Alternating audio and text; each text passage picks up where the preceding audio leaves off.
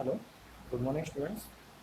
In today's lecture, we have discussed about the double block or shoe break. Okay. In previous lecture, we covered the single single block और शू break. ठीक है. पिछले lecture में हम पढ़े थे single block और शू ब्रेक के बारे में. उसमें हम तीन केसेस पढ़े थे. पहली केस थी अगर टेनिस या ब्रेकिंग फोर्स अगर फलक्रम पॉइंट ओ में से अगर पास होता है तो ठीक है, क्लॉकवाइज और एंटी क्लॉकवाइज के लिए. उसके बाद सेकंड कंडीशन थी अगर डिस्टेंस लोड ए नीचे है. ठीक है, लोड ए अगर नीचे है फलक्रम से वो पॉइंट से नीचे की तरफ. ठीक है. तो तीसरी कंडीशन थी कि अगर डिस्टेंस ए ऊपर है. ठीक है, तीन कंडीशन ऑलरेडी पढ़ चुके हैं. आज के लेक्चर में हम डिस्कस करने वाले हैं डबल ब्लॉक और शू ब्रेक के बारे में. ठीक है, तो डबल ब्लॉक और शू ब्रेक होता क्या है. इससे पहले लेक्चर में हम सिंगल ब्लॉक पढ़े थे. ठीक है, सिंगल ब्लॉक और सिंगल शू. ठीक है, आज के लेक्चर में हम पढ़ना है डबल ब्लॉक और शू break. So when a single block break is pressed against the rotating brake drum, an unbalanced load create on the bearing of the shaft supporting the drum will act due to normal reaction Rn. ठीक है. So क्या आता है अगर जब single block की अगर हम बात करते हैं. ठीक है, मैं मान के चलो कि यहाँ से ये सिंगल ब्लॉक है अपना. जब सिंगल ब्लॉक के ऊपर जब हम क्या करते हैं प्रेशर अप्लाई करते हैं लीवर से इसके ऊपर, यहाँ पर ड्रम है और सिंगल ब्लॉक से जब हम इसके ऊपर प्रेशर अप्लाई करते हैं तो प्रेशर अप्लाई करने से क्या होता है नॉर्मल रिएक्शन होती है ड्रम के ऊपर. यहाँ पे आरएन की नॉर्मल रिएक्शन होती है ड्रम के ऊपर.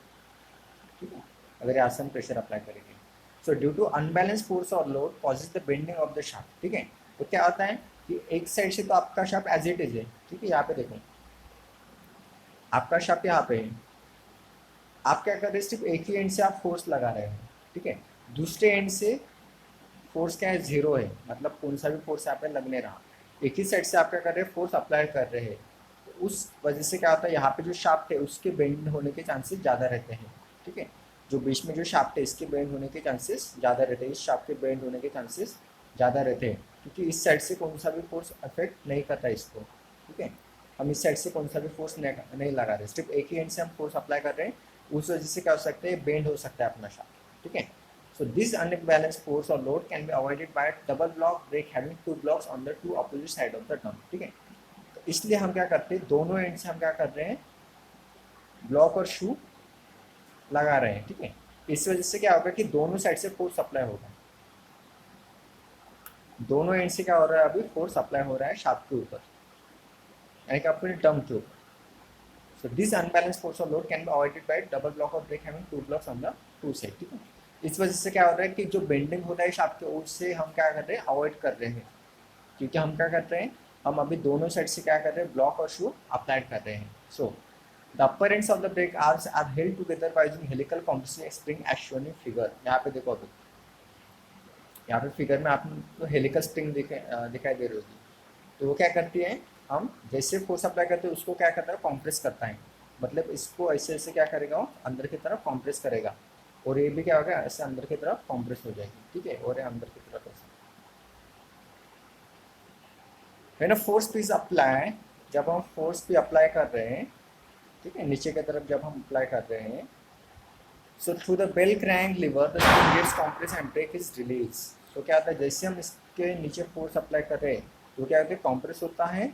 ठीक है, क्या होता है कॉम्प्रेस होता है जैसे इसको छोड़ दिया वो क्या होता है रिलीज होता है. रिलीज यानी कि इस तरह से रिलीज कर देगा वो. पहले इस तरह से कॉम्प्रेस करेगा फिर इस तरह से वो रिलीज कर देगा. So when there is a no force P on the bell crank lever the brake is engage automatically. अगर इसके ऊपर अगर प्रेशर नहीं रहा ये अगर प्रेशर नहीं लगा रहे हम तो ऑटोमेटिकली इसी पोजीशन में वो रहेगा, इंगेज पोजीशन में रहेगा.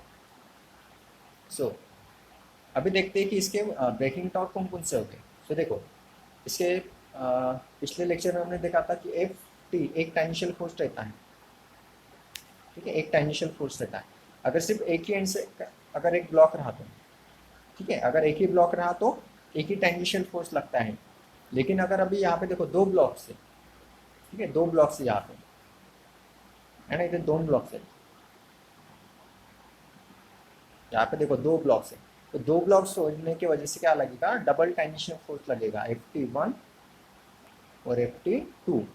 ठीक है, दो टेंजेंशियल फोर्स लगने वाले हैं Ft1 एंड Ft2, इसलिए इस वजह से यहाँ पे रिलेशन क्या बना है, braking torque is equal to Ft1 plus Ft2 into R यानी कि डम की रेडियस, ठीक है, इंटू आर यानी कि डम की रेडियस, ठीक है। इसलिए यहाँ पे दो टेंजेंशियल फोर्स लग रहे हैं, एक इस साइड से और दूसरा इस साइड से, इसलिए इसको बोलते हैं Ft1 plus Ft2 into R यानी कि रेडियस।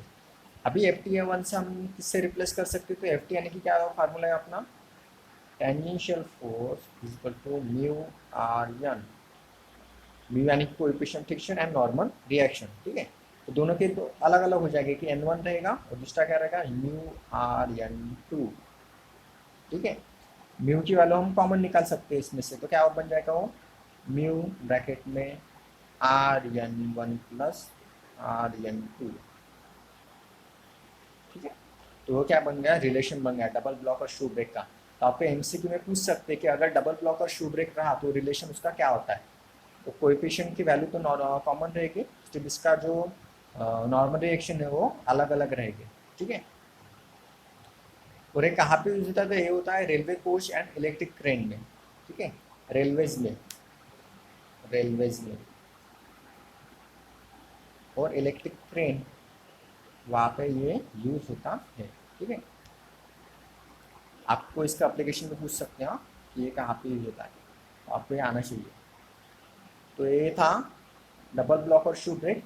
नेक्स्ट लेक्चर में हम सिंपल ब्लॉक की जो है, एक सिंपल ब्लॉक है और दूसरा डिफरेंशियल, दोनों भी हम एक लेक्चर में कवर कर देंगे, ठीक है। Thank you.